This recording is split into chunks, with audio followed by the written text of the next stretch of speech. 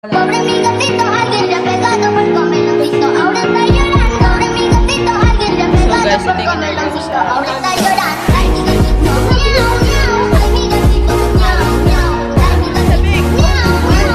Ay, mi gatito, miau, miau. Ay, mi gatito, miau, miau. Ay, mi gatito, miau, miau. Ay, mi gatito, miau, miau. Ay, mi gatito, ay, mi gatito, ay, mi gatito, miau, miau. Ay, mi gatito, ay, mi gatito, ay, mi gatito, miau, miau. Ay, mi gatito, ay, mi gatito, ay, mi gatito, ay, mi gatito, ay, mi gatito, Sana mo na araw, hindi ka na lang doon. Se comió la carne, se comió el pescado, se comió todito. Nada me ha dejado, se comió la carne, se comió el pescado, se comió todito. Nada me ha quedado. Pobre mi gatito, alguien le ha pegado por comerlo.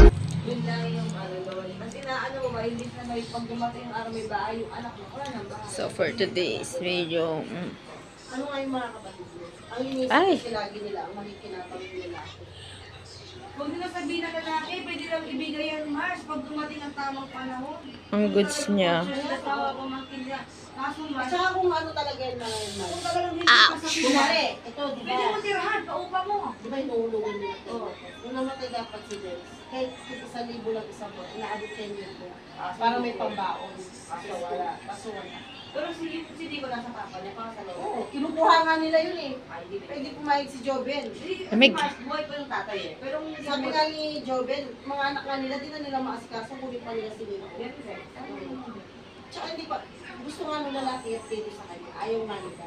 Sabi nga ni Ramin, narinig ko, yan yung wag na wag kayong papayag. Once na naging apelido ni Joven dyan, sabi nga, mawawalan kayo lahat ng karapatan. Baka nga hindi si Ramilo, tignan mo ang nangyari sa kanya. Kaya, Ginagawa pa siya, ngayon patayin na. O, kasi kung tutusin lang, pinatira siya dyan, ay binigay niya sa kanila at sinabaya. Kung hindi siya makasarili, dapat hindi sasabihin. Para yun. magkaroon ng refreshing ang ating Ngayon, mukha. Ano nangyari? O, ayan, napakinabangan ba nila yun? Napakinabangan nila, pero hindi naging sa kanila talaga.